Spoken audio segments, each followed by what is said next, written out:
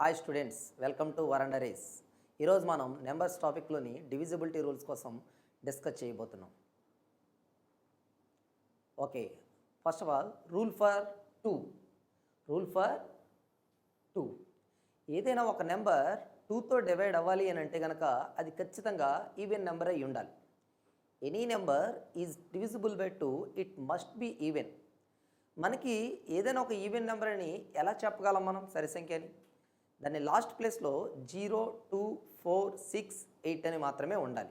అందుకే any even number which is divisible by 2 is also divisible by 2. If the number ends with 0, 2, 4, 6, 8 then it is divisible by 2. Rule for 3. If the sum of the digits is divisible by 3, then it also divisible by 3. For example, మనం ఒక నెంబర్ని తీసుకున్నాం 144.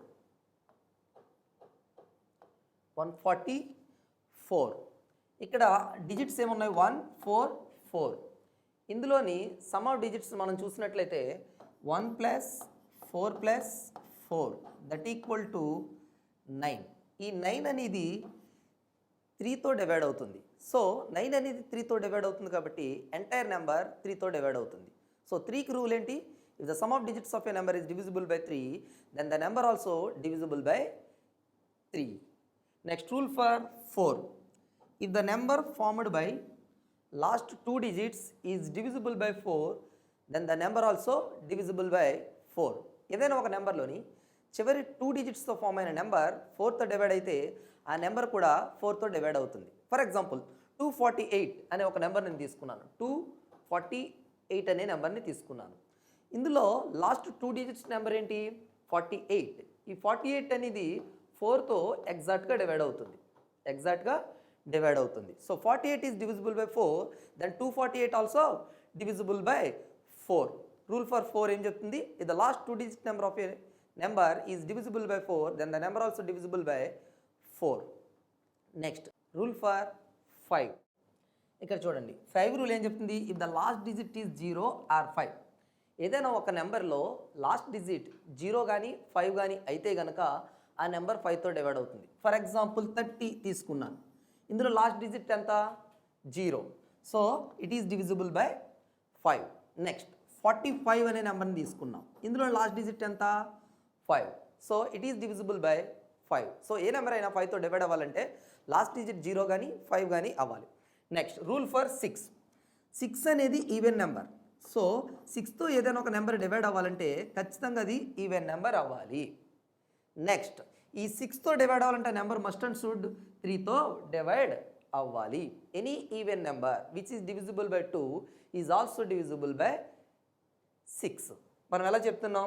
If the number is divisible by both 2 and 3, 2తోనూ 3తోనూ divide అయితే కనుక అది 6తో డివైడ్ అవుతుందని చెప్తున్నాం. అదేవిధంగా ఇండైరెక్ట్గా any even number which is divisible by 3 is also divisible by 6. For example 132 అనే నెంబర్ తీసుకున్నాను. 132.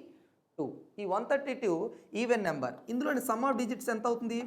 1 + 3 + 2 that equal to 6. So the result is divisible by 3. So entire 132 is divisible by 6. Next rule for 8. మీరు observe చేసినట్లయితే 8 rule 4 rule కొంచెం సిమిలారిటీగా ఒకేలా ఉంటాయి. ఎలాగంటే 4కు ఉన్న rule ఏంటి? Last 2 digit number divisible by 4, then the number also divisible by 4. ఒక నెంబర్లోని చివరి 2 డిజిట్ నెంబర్ 4తో డివైడ్ అయితే ఆ నెంబర్ 4తో డివైడ్ అవుతుంది. అదేవిధంగా 8 రూల్ని కూడా మనం వాడతాం. 8కి 3 డిజిట్స్ బేస్ తీసుకుంటాం. If the last 3 digit number is divisible by 8, then the number also divisible by 8. For example 1432 అనే ఒక నెంబర్ని తీసుకున్నాను. 1432 అనే నెంబర్ని తీసుకున్నాను.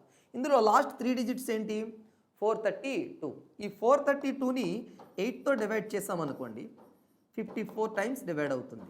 So 432 is divisible by 8. So number 1432 also divisible by 8. So చివరి 3 అంకెల సంఖ్య 8తో భాగించబడితే టోటల్ నెంబర్ కూడా 8తో డివైడ్ అవుతుంది. Next rule for 9. ఇక్కడ చూడండి, 9. If the sum of digits is divisible by 9, then the number also divisible by 9. మీరు అబ్జర్వ్ చేసినట్లయితే 3కి ఏదైతే రూల్ ఉందో 9కి కూడా అదే రూల్ వాడతామండి. 3 దగ్గర బేస్ ఏం తీసుకున్నాం? Sum of digits. Is divisible by 3, then number also divisible by 3.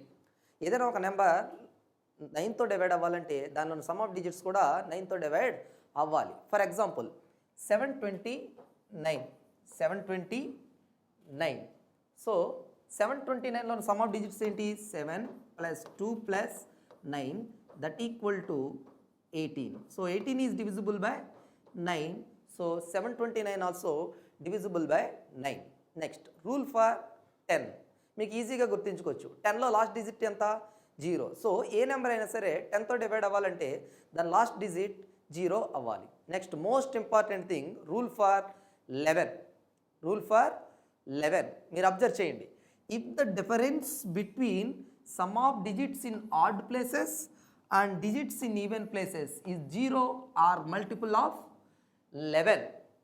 ఒక నెంబర్లోని ఆడ్ ప్లేసెస్లో ఉన్న డిజిట్స్ యొక్క సమ్మేషన్కి ఈవెన్ ప్లేసెస్లో ఉన్న డిజిట్స్ యొక్క సమ్మేషన్కి మధ్య డిఫరెన్స్ ఎప్పుడు కూడా 0 అయినా అవ్వాలి లేదా 11 యొక్క మల్టిపుల్ అయినా అవ్వాలి. మరి ఆడ్ ప్లేసెస్ అంటే ఏంటి, ఈవెన్ ప్లేసెస్ అంటే ఏంటి చూద్దాం. ఫర్ ఎగ్జాంపుల్ ఒక నెంబర్ తీసుకున్నాం. 1881 అని ఒక నెంబర్ తీసుకున్నాం. 1881 అనే ఒక నెంబర్ తీసుకున్నాం. ఈ 1 అనేది ఏ ప్లేస్లో ఉంది? ఫస్ట్ ప్లేస్లో ఉంది. ఫస్ట్ అంటే ఆడ్ ప్లేస్, దాని తర్వాత ఉండేది even place, next odd place, next even place. ఇక్కడ మనం ఆడ్ ప్లేస్లో ఉన్న డిజిట్స్ యొక్క సమ్మేషన్ చూస్తున్నాం. అది 1 + 8 that equal to 9. Next 8 + 1 that equal to 9. Difference చూడండి, 9 - 9 ఈక్వల్ టు 0. సో ఈ sum of digits in even places and even places, సరి స్థానాల అంకెల మొత్తము, బేసి స్థానాల అంకెల మొత్తము మధ్య భేదం ఏమవ్వాలి? 0 అవ్వాలి. అలా అయినప్పుడు మాత్రమే ఆ నెంబర్ 11తో డివైడ్ అవ్వడం అనేది జరుగుతుంది. Okay, next 12. Rule for 12. 12 యొక్క రూల్ మీకు తెలియాలంటే 3 యొక్క రూలు, 4 యొక్క రూలు మైండ్లో పెట్టుకుంటే సరిపోతుందండి. ఇక్కడ చూడండి, కండిషన్ ఏమి ఇచ్చాడు? If the number is divisible by 3 and 4 అంటున్నాడు. అంటే ఏదైనా ఒక నెంబర్ 3 and 4 3 మరియు 4 రెండింటితో డివైడ్ అయితే ఆ నెంబర్ 12తో కూడా డివైడ్ అవుతుంది. ఫర్ ఎగ్జాంపుల్ 144 అనే ఒక నెంబర్ని మనం తీసుకున్నాం. ఈ 144లో సమ్ ఆఫ్ డిజిట్స్ ఎంత? 1 + 4 + 4 that equal to 9. So it is divisible by 3. Next last 2 digits ఎంత? 44. ఇది 4 టేబుల్లో డివైడ్ అవుతుంది. So the number is divisible by both 3 and 4. So it also divisible by 12. So 12 rule ఏంటండి? If the number is divisible by both 3 and 4 then it also divisible by 12. ఇది total divisibility రూల్స్కి సంబంధించిన concept. Okay, అయితే divisibility రూల్స్లో మనం గుర్తించుకోవాల్సిన most important formula ఒకటి ఉంది. దాన్ని ఒక థీరంగా చెప్తారు. డివిజన్ అలగారిథం లేదా భాగహార సిద్ధాంతము అని అంటారు. ఆ సిద్ధాంతం ఏం చెప్తుందంటే dividend equal to divisor into quotient plus remainder. అయితే డివిడెండ్ అంటే ఏంటి, డివైజర్ అంటే ఏంటి, కోషెంట్ అంటే ఏంటి, రిమైండర్ అంటే ఏంటి, ఈ టర్మ్స్ మనకు కావాలి. ఫర్ ఎగ్జాంపుల్ మనం ఒక డివిజన్ చూపిస్తున్నాం. 3 టేబుల్ 29ని ఎన్ని టైమ్స్ క్యాన్సిల్ అవుతుంది అని చూస్తున్నాను. సో 3తో 29 డివైడ్ చేస్తే ఎన్ని టైమ్స్ క్యాన్సిల్ అవుతుంది? 9 టైమ్స్ క్యాన్సిల్ అవుతుంది. సో రిమైండర్ ఎంత? 2. సో మనం ఏదైనా డివిజన్ చేస్తున్నప్పుడు లెఫ్ట్ సైడ్ ఉన్నదాన్ని డివైజర్ అని అంటాం. రైట్ సైడ్ ఉండేదాన్ని కోషెంట్ అని అంటాం. డౌన్ చివరగా ఉన్నదాన్ని రిమైండర్ అని అంటాం. ఇనీషియల్గా మనం తీసుకున్న నెంబర్ని డివిడెండ్ అని అంటాం. సో మనకి మిడిల్ 1 కావాలి అని అంటే కనుక ఈ రెండు సైడ్స్ని మల్టిప్లై చేసి వచ్చిన రిజల్ట్కి 2 యాడ్ చేయాలి. సో ఫార్ములా ప్రకారం ఏం చేస్తాం? Dividend equal to divisor into quotient plus remainder. ఇది టోటల్ డివిజన్ అల్గారిథంకి సంబంధించిన ఇన్ఫర్మేషన్. ఓకే స్టూడెంట్స్, ఇవాళ మనం డివిజిబిలిటీ రూల్స్ గురించి తెలుసుకున్నాం, అలాగే డివిజన్ అల్గారిథం గురించి తెలుసుకున్నాం. సో ఈ టోటల్ ఇన్ఫర్మేషన్ మీకు అర్థమైంది అనుకుంటున్నాను. We discuss topic in the later session. Thank you.